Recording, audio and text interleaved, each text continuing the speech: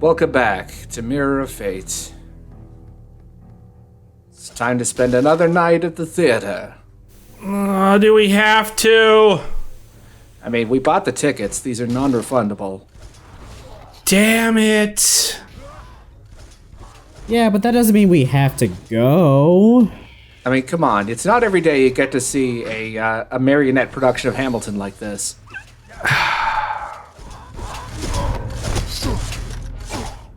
It's just not as good as Avenue Q.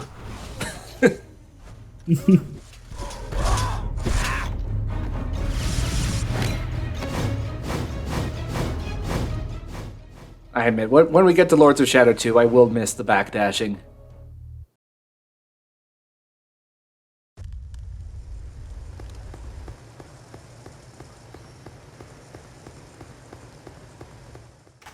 Alright, I mean, I have to admit the scenery's not bad in this part. Yeah, this looks pretty nice. Oh, hello. Yep. So, remember that massive Skaven monstrosity that the Night Watchman turned into at the end of Simon's Boss? Oh, this is he. Yeah, this is the Reaver. Ah. It is kind of neat that there is the continuity between these two romps through the castle. Unfortunately, this is also the worst boss in the game by far. And it doesn't help at all that pretty much the only sub-weapon you have, which is the bat projectiles, the Reaver is completely immune to them. As you saw there, he eats them. Yeah, I was gonna say, I don't think feeding is helping you. No. At least he doesn't, like, regain health or anything cool like that. That would have been awful. Yeah, that would have sucked. I mean, he has little skunk babies. It's really weirding me out that they're on a different plane than you two are. Alright, Alucard, just remember, if one of those babies hits you, you've got to, you gotta sit in a bathtub of tomato juice for at least 12 hours. Oh. Really? Really? They're just gonna stand there and take it, huh? He's just gonna turn around? Oh. What? He's stretching his polygon model. What the fuck kind of boss fight is this? It's one where you immediately die at the start of phase 2. What was the point of that? Well, here's the thing. One of the things that makes the Reaver boss fight as bad as it is that there's not a lot of variety. I've actually cut a significant part of this fight out. The main reason being that there aren't that many new attacks. Okay, but what was the point of dropping that liquid on him? It was just to provide a checkpoint, really. Okay, so it's not acid, it's checkpoint juice. Yes. They really couldn't figure out a different way to organically checkpoint, huh? Yeah, they were very much thinking in the 3D boss design of immersion-taking checkpointing. Okay.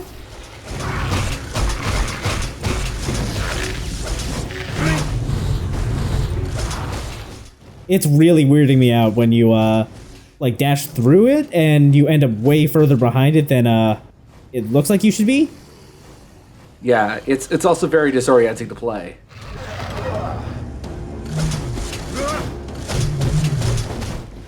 So there's only really one other attack that the Reaver has, which we'll see once he gets to about the halfway mark.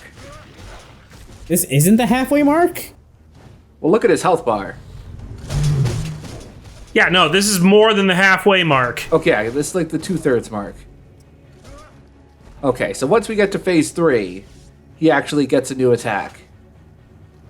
Oh, good, because, so far this is so monotonous that time ceases to exist.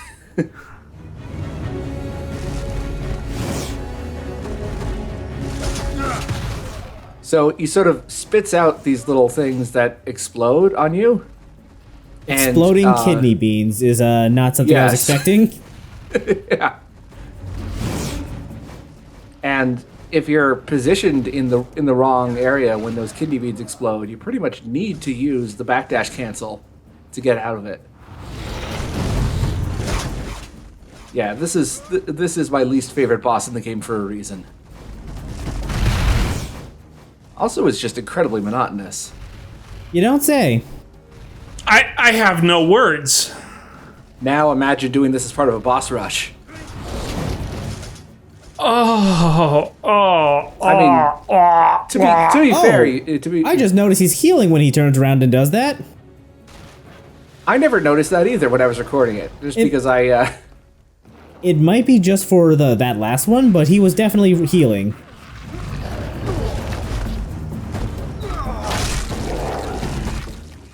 Wait, are we flushing him? Okay, now pay attention to this next cutscene here. This looks like it should be a QTE finisher, but it's not. There's no interactivity there. It's so weird.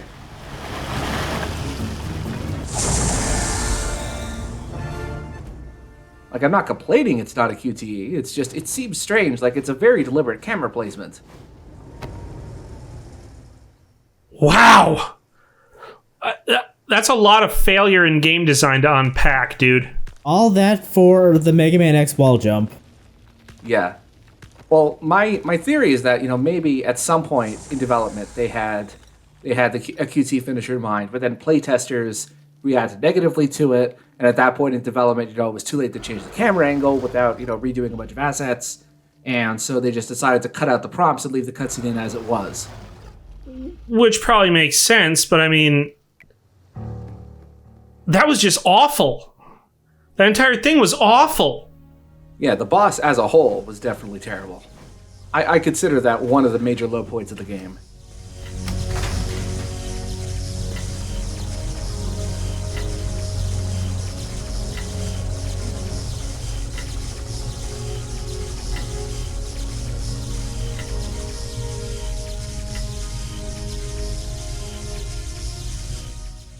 This will be the clock tower level once we have the appropriate power.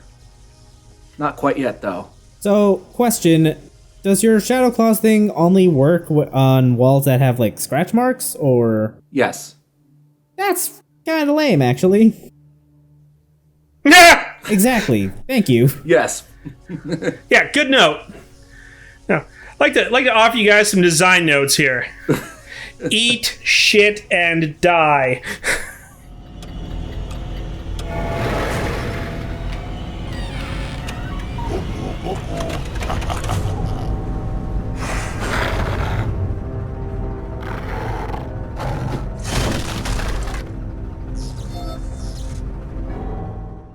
Wolf form?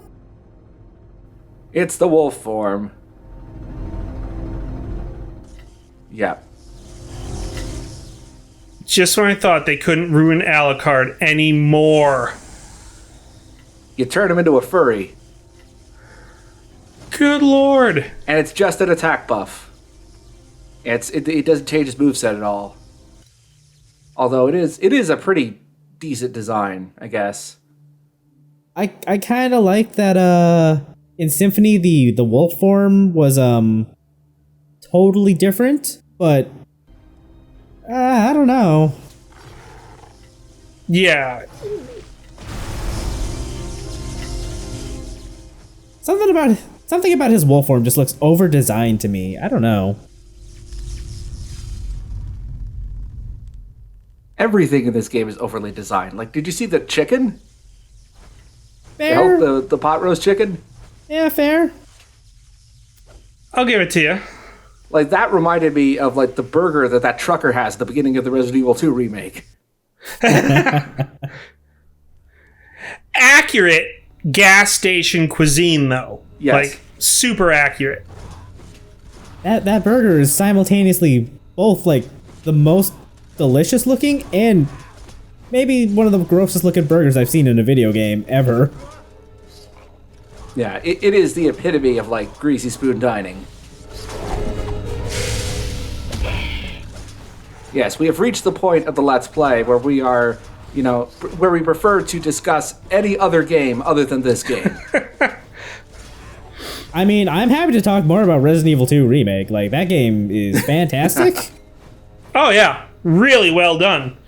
It's not this game. I can't reiterate that enough. Yeah, I recently started capturing Lords of Shadow 2 footage for the next LP in this mega thread.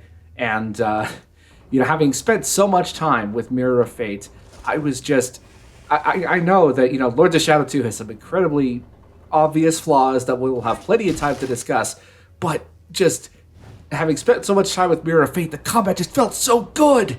It was just so nice to have a competent game to play again. That is the nicest thing that I've ever heard about Lords of Shadow 2, and it took Mirror of Fate to have someone say it. That's kind of depressing. It's like, okay, Yeah. like imagine that you've been trapped in a cell for 6 weeks. You're forced to listen to nothing but Nickelback, and then you're finally released, and the first thought you have is, finally, I get to go back and listen to my Hootie and the Blowfish records. I cannot wait to listen to Hootie again. Thank God. Man, this quote unquote puzzle sucks. Is the electricity instant death? Yeah, no, it deals like I think 40% damage or something like that. Oof. And I came very close to dying again.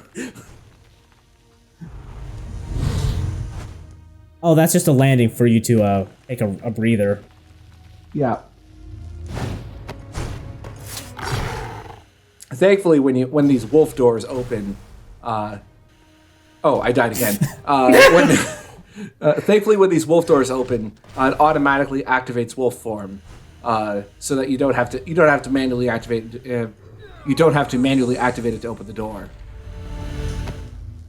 which is a surprisingly decent touch. I don't understand why why wolf form was the key for those doors.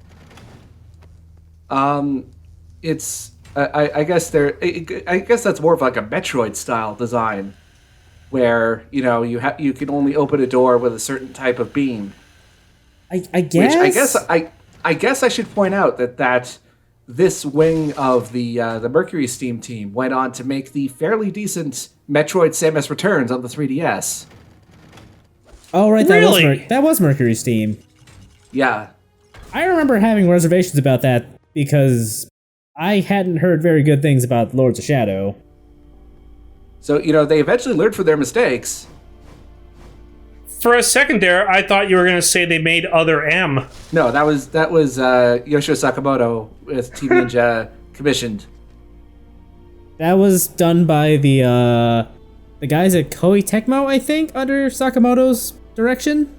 Yeah, that was like three or four different studios. Like It was a hell-mel of development. Yeah.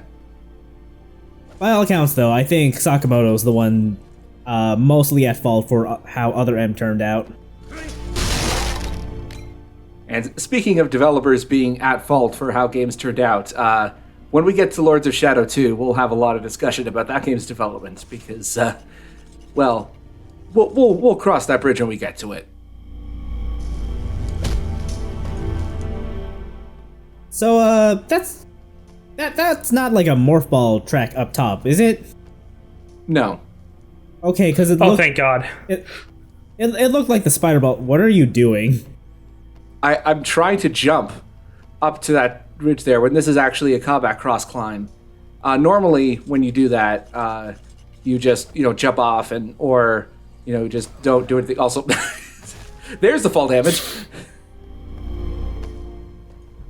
Quality game. Yep. I was gonna say I didn't realize this was a Knuckles portion of Sonic 06. Yeah, this is Mirror of Fate and Knuckles. How about something good for a change? It's the stopwatch. Woohoo! Unfortunately, this game also breaks one of the cardinal sins of Metroidvania design, which is that the puzzle immediately across from where you get an item has to use a different item to get to it.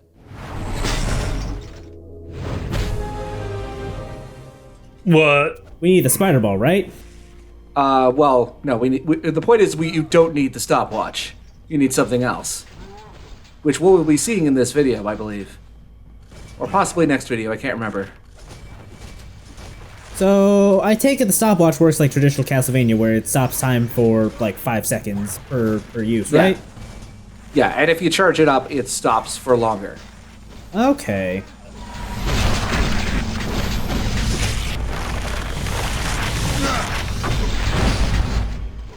It's really useful against those the hunchback phalanx enemies.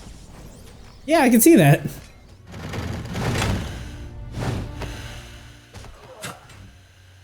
Such a stupid. Speaking animation. of fall damage, No, that was That the was steam damage.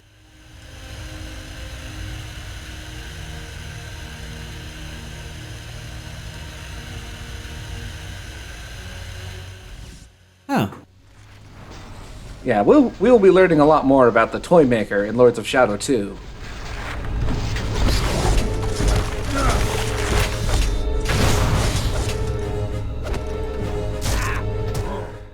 everything about that scroll was normal until they said human soul is introduced. Yeah. And everything about that animation was flawless.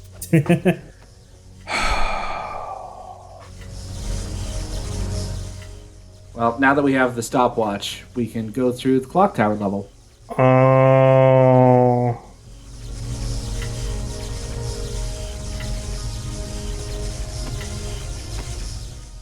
That makes sense. Yeah, this clock tower level does not have Medusa heads, neither did the one in the first game.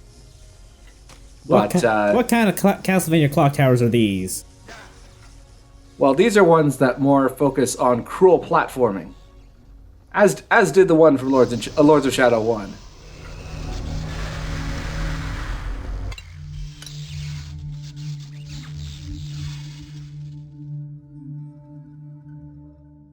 I never give up until they have a new corpse to add to the soup. Do you think they use the explosive kidney beans in their soup, or? Oh yeah, obviously. I mean, these are the Lords of Shadow lunch ladies.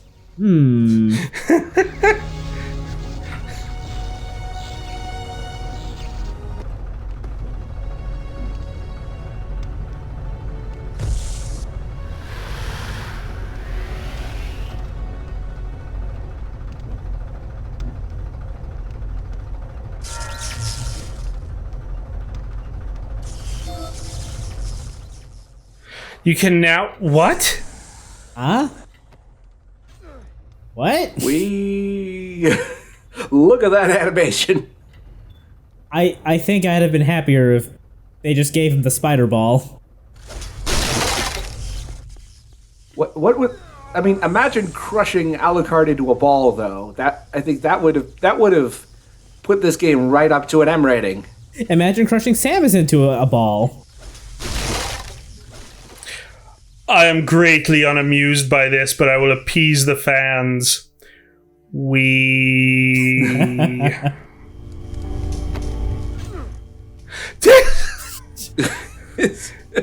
Everything about that just looks so wrong.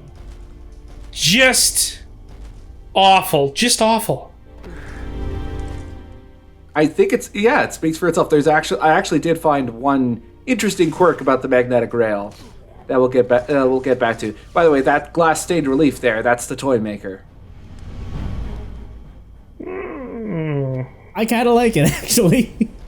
Yeah, I like his design. Nothing like stealing your art direction from Psychonauts.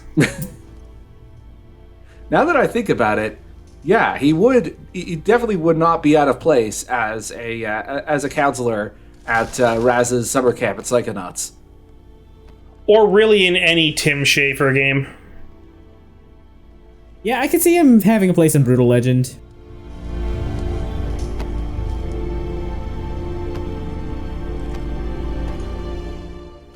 All right, now we can finally solve that other puzzle where we found the stopwatch.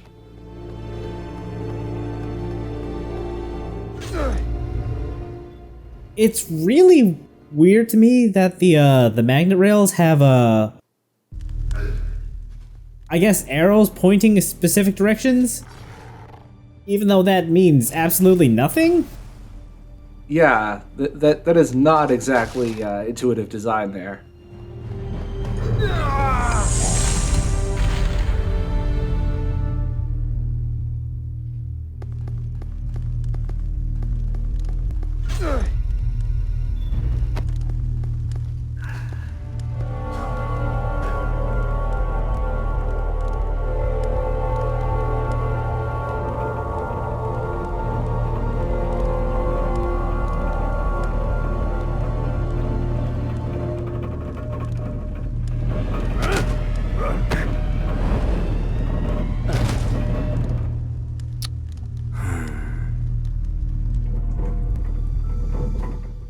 So anyway, this is the excuse as to why Simon was stuck for like 5 minutes in that stupid auto-scrolling section. Because Alucard was playing Connect the Dots. Because Alucard had to do a light and mirrors puzzle. Those aren't Quickman lasers, are they? No. Okay, good. They don't kill you on touch. Yeah. I would have been so happy. I mean, that would be mildly appropriate with the stopwatch. See, here's the thing. If they had circus music, you could hear it playing in the background. And then it would just serve you to annoy you as further motivation to finish the puzzle. It would have been perfect.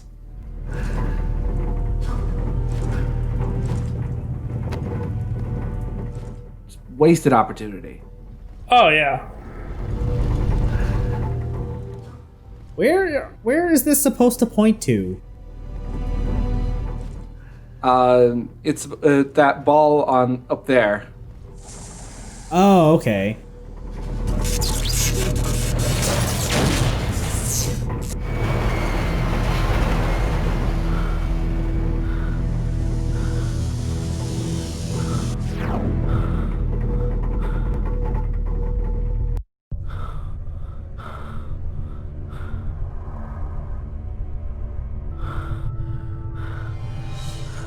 No.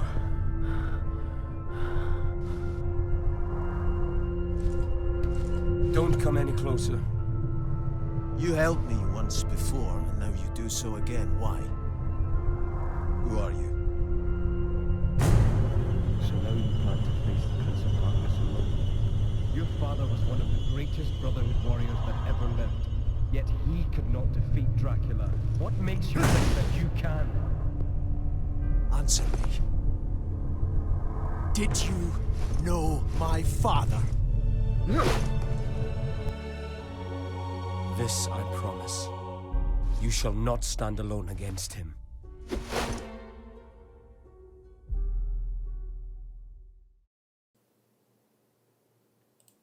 And so we end one episode where we left another, just from a different perspective.